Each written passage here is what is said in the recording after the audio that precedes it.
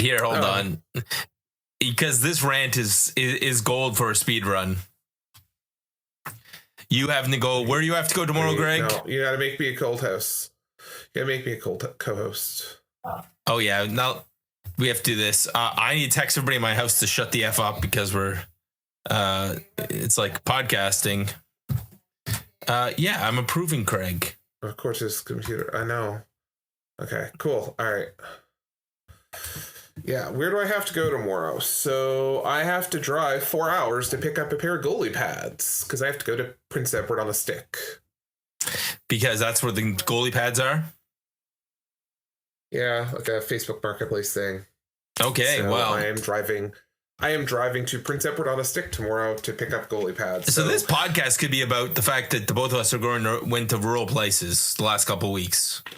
Yeah, you were. I purposely haven't bugged you too much because you were on the road this week. And, yeah, I was in I was down in the Southwest Nova, which is like the southern part of Nova Scotia. So, yeah, and we had a happening down in Argyle. So 1% of the population showed up at my event. There's 8,000 people in Argyle, and 1% of the population showed up for a 1 o'clock engagement.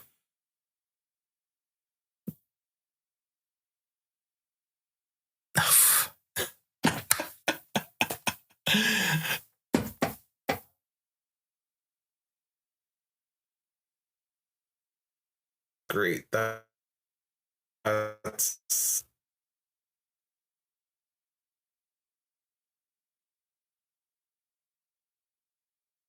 because you're freezing now, and I don't know if it's me or if it's you. No. Okay. I'm going to send you a message right now, and then. Oh, there you go. You're going to go disconnect and come back. Okay. So this is great start to this. It's supposed to be a speed run. I promise the actual talk about SmackDown will last probably about 10 minutes.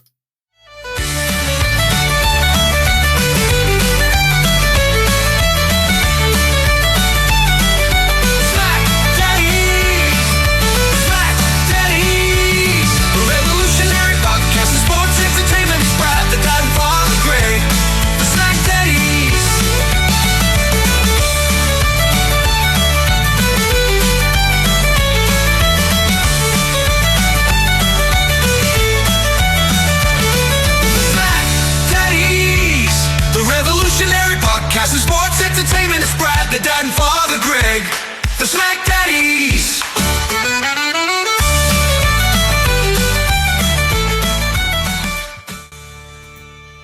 Okay, can you hear me now? I think so. Okay. What the heck is going on today? I don't know. Let's hope that it doesn't continue. Oh, if it will, you're just gonna have fun with this, so... Yeah, it makes great stuff. Greg, this was my reaction to SmackDown. Look at all these happy faces. I texted you this beautiful picture. Yeah, that's a lot of interesting faces on that picture. Yeah, it's from near the end of the match where all the people are reacting to the ending of the main event, and this was a good show. This was a good show. It's a surprising show, but before we get into the show, Brad, we've got some news. Oh yeah, I'll hit the sound effect right now. I'm just assuming you did because I don't have the audio in my ear.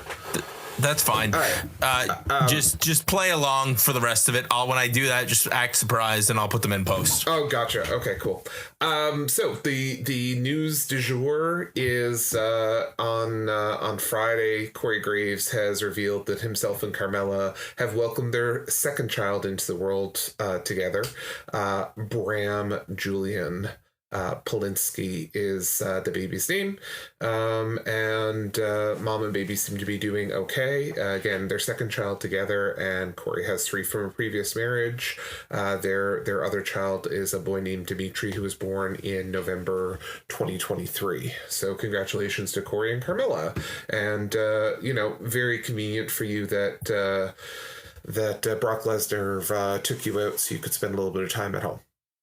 Yeah, good for him. And then don't forget the other big news is we were talking about Andrade. We talked about where was Andrade, and then he was gone. And then we talked about, hey, isn't there another Latin superstar, Santos Escobar? Yeah. And he's also gone. No, he's back. Wait, what? He got re-signed? Yeah, he got re-signed the next day. Oh, that's hilarious. So his contract ran out just long enough so that people from AEW would be like, oh, he's going to be there. Nope, got re-signed.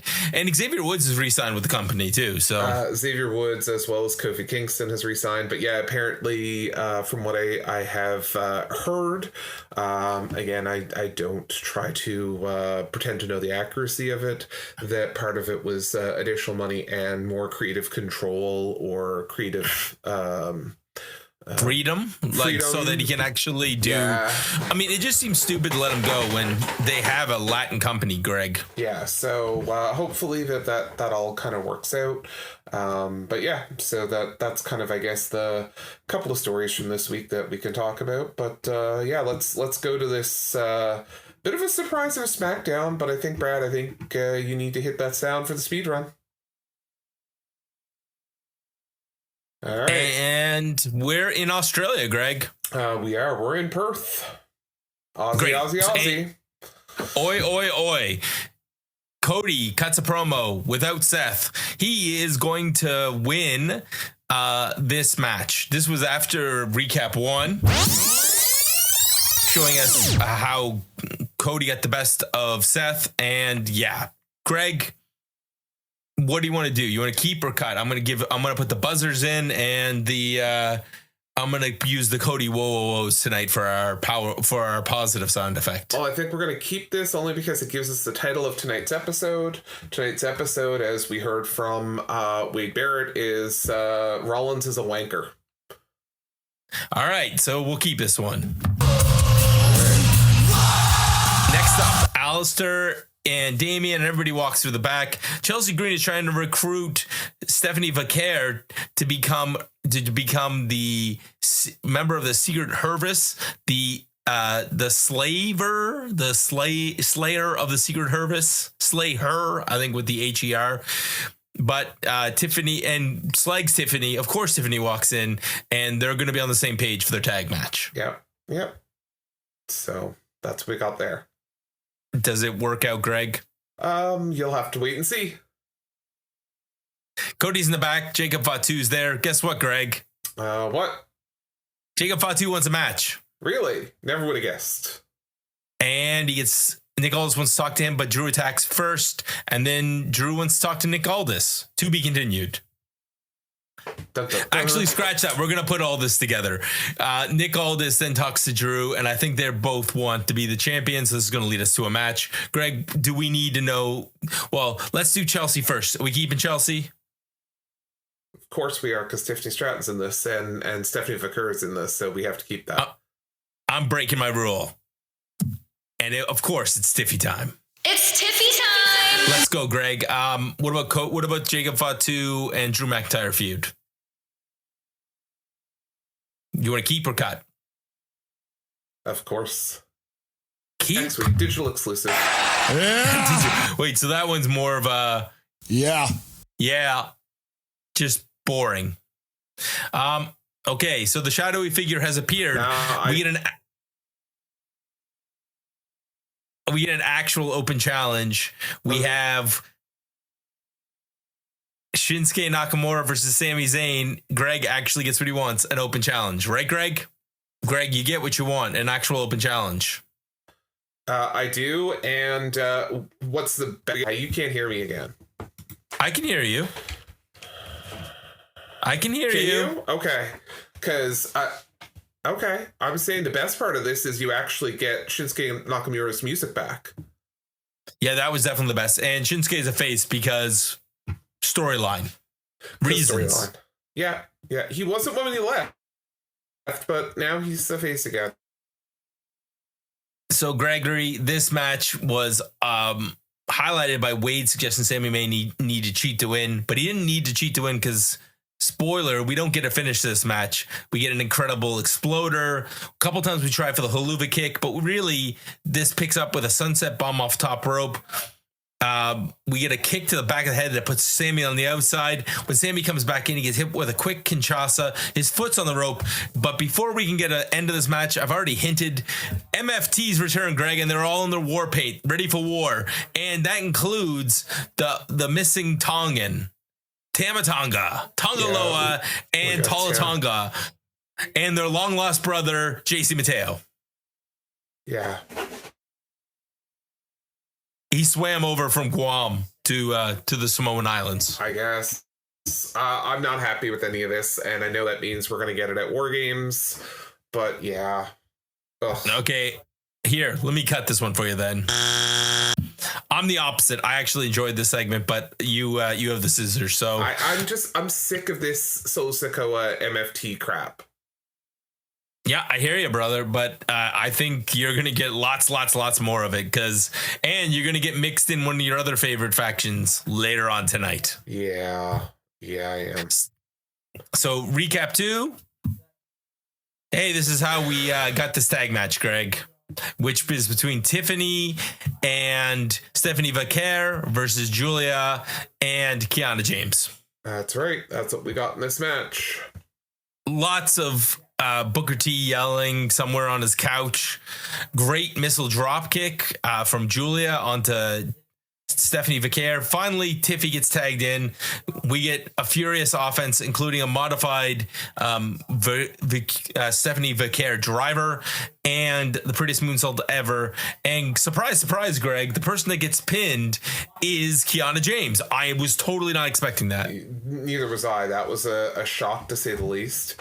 One thing we didn't talk about in the news this week is WWE releasing a 5-ish minute video of Stephanie Vaquer doing the Devil's Kiss over and over and over again in a compilation.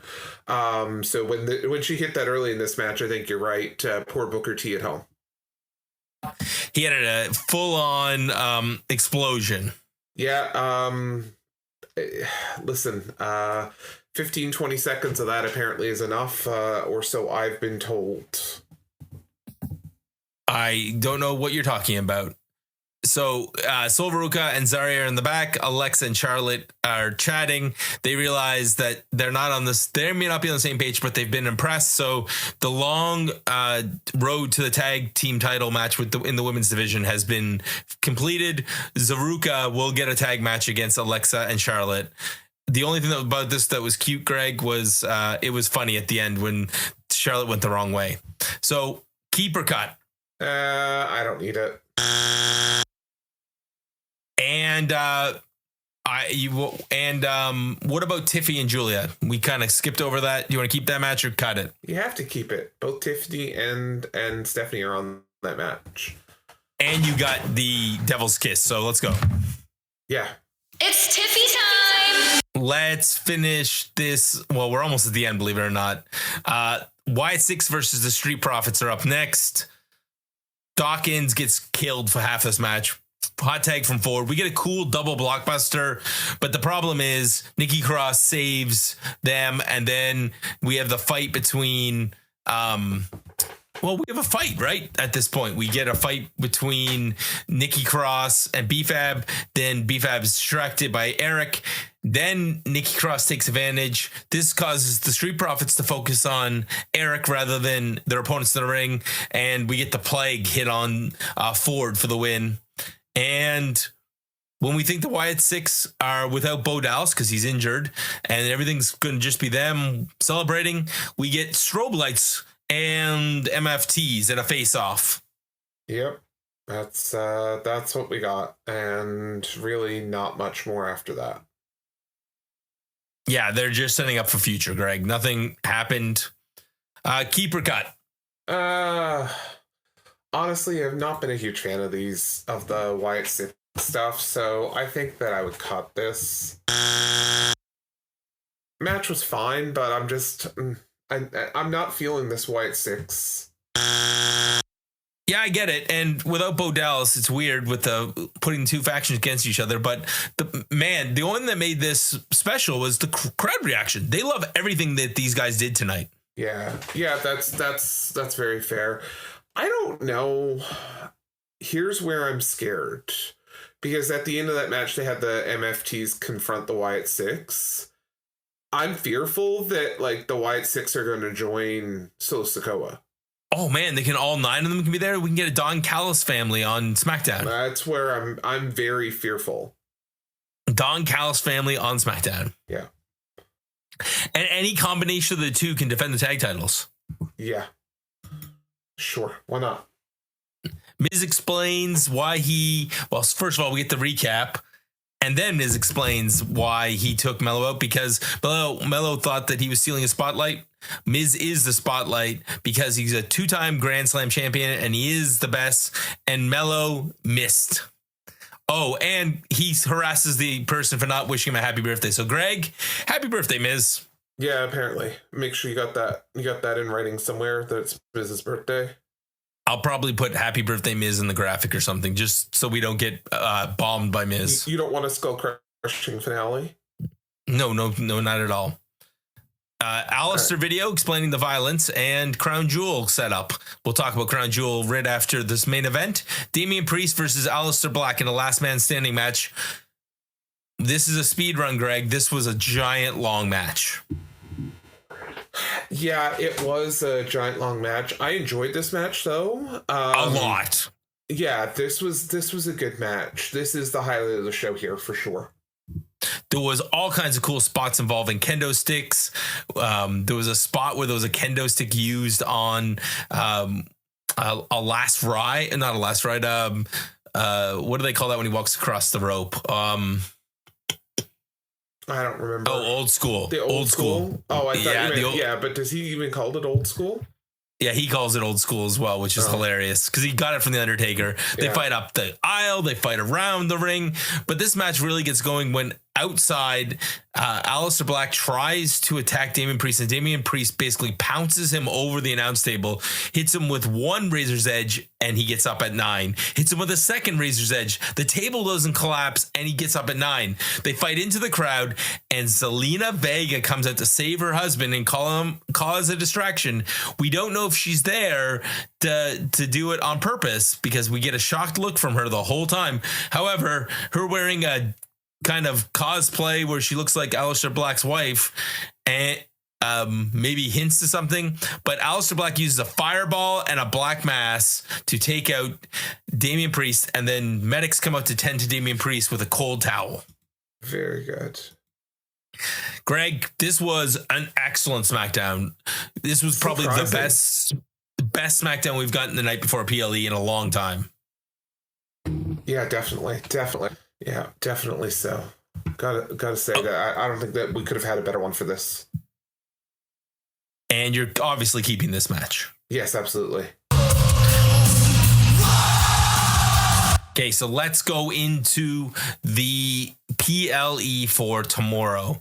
So for those of you joining us right now, I should have this podcast out very quickly afterwards, Greg. So you should be able to listen to us, decide how much of SmackDown you should watch if you're in the US, or that you should use that VPN right away and watch this whole show. Because honestly, there's a couple of things you could skip through, but the show was fantastic. Yeah, agreed. Fair warning, if you're watching on Netflix, there's some weird editing with the Netflix version. Yeah. Even on delay, like it was still giving me the weird music and stuff today. It's really strange. And we definitely got the stuff people would normally not see in commercial breaks. We definitely got that included because the show is way longer than normal. Yeah, that's okay though. Hey, listen, it's the Netflix bonus. So let's go 5, 4, 3, 2, 1 and work our way up this card for this show. And Greg, I'll read the matches and you can call them. What do you think is going to happen? Okay, that sounds good to me. Roman Reigns versus Bronson Reed in Bronson's trademark match. The Australians. Yeah, the Australian street fight. This one here, I think, is going to be a Bronson Reed win. I would be shocked if it wasn't. Yeah, I think they need the Aussie to win, and it'll be interesting to see how the crowd reacts to Roman Reigns, given that he's fighting the hometown boy. Speaking of hometowns, Rhea Ripley versus Io Sky versus the Kabuki Warriors. I think this is a Rhea and Io big crowd feel good, and I hope that they give them a little bit of a break in the card, that it's not these two matches back to back. But I think both will be let the hometown people in.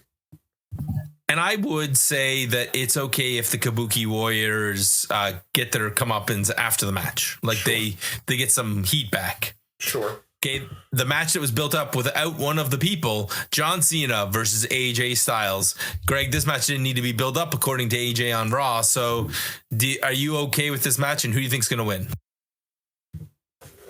Of course, I start the on there. John Cena's going to win this match, and yeah, I'm okay for it to be built up without much going into it. So yes, I'm all on board. I would say that it wouldn't hurt to have AJ win, but I mean, AJ doesn't need the win. It'll be John Cena's 100th PLE win, but it puts more suspense. So I'm going to take AJ so that John Cena gets his 100th PLE win at Survivor Series. Maybe. Okay. So for the Crown Jewel Championship, Stephanie Vaquer, your Raw's champion, and Tiffany Stratton, the SmackDown champion. Oh, this is like Sophie's Choice here, practically. Like, I don't know, Brad. I think it's going to be Stephanie Vaquer winning this, but I would rather Tiffany Stratton win. Not a holy chance in hell, Greg. It's going to be Tiffy, because if Tiffy wins this match, she is still undefeated this year, and it builds up the suspense for when she loses the title. But that would imply that she would lose it this year. Well, it keeps the streak alive. And it gives her something for her young career, that she's one of the longest ever women's champions. I don't think that WWE cares about that streak, if I'm honest with you, because they mentioned it a little while ago and then they stopped mentioning it. Yeah, but they're not at the end of the year yet. Yeah, I think it's Stephanie, though. I really do. We'll find out tomorrow if I was right or if Greg was right. And finally, Cody Rhodes, the SmackDown Undisputed WWE Champion, versus Seth Rollins, Raw's World Heavyweight Champion. Greg, this one is the most obvious pick of the night. I don't know. It is. I don't know if it is or not. I really don't. I mean, if you watched SmackDown last week, you would say that Seth Rollins is going to win. But, you know, if you watched, you know, what happened on Raw was it SmackDown afterwards? Sorry, it was our SmackDown, where Seth Rollins was told don't go into the ring, and he ended up, you know, getting the Cody cut or whatever, the crossroads from Cody at the end of last week's SmackDown. And then if you watch the pre-show tonight, you saw that, you know, Paul Heyman and Seth Rollins kind of walked out. So I think it's going to be Rollins, but I don't know. They've put enough seeds of doubt into me with that, the way the Heyman Rollins interactions, that I don't know. I think that it has to be Rollins. He hasn't beat Cody, and this can be a seed for whenever they end up with the same brand again. Yeah. And then Cody can say, I beat you 3 times, and Rollins says, yeah, but I beat you the last time. Yeah. Greg, it's a great ending to the show, right? Like Yeah, it is. It is for sure. So have to wait and see what tomorrow brings, Brad. So we'll have something here on the hub following up with the show. Greg's on his way to PEI. I'm going to try and find a dance partner, and we'll cover the Breakfast of Champions. Yes, because it's a 8 a.m. start time. Yeah, it's funny. They call it the Crown Jewel, but they're fighting for it's like a Champions, Night of Champions kind of card. So It's the Breakfast of Champions, Greg. Yeah, no, that should be good. I'll be eager to see kind of how things went, and I'm excited to see. Hopefully it's a good show. Yeah, and Greg, I think the looks on the people's faces that we saw in that picture say it all. Everybody was happy with how this show went, and we're happy with how things are going here at the Hub, where there'll be more shows and more podcasts coming up shortly, as we mentioned. And follow us on our socials. We added new subs this week, Greg, on our YouTube channel, and everyone enjoyed our little banter about Heyman hustling this week in order to get himself and his guys over. Very good. Very good. All right, so check out the shorts, check out the podcast, and check out the merch if you want something fun. And if not, just we'll see you back here next week. Greg and I will be back together, reunited, and it feels so good doing the SmackDown shuffle, and hopefully not driving to rural anywhere in Atlantic Canada. We will see. For Greg, I'm Brad, and we are your SmackDaddies. Goodbye, friends. The SmackDaddies. The revolutionary podcast in sports entertainment. Bobby, Greg, and Brad. The dad bless you all. The lovely tales. A Friday night SmackDown and beyond. Go to the outer limits of your mind with the SmackDaddies.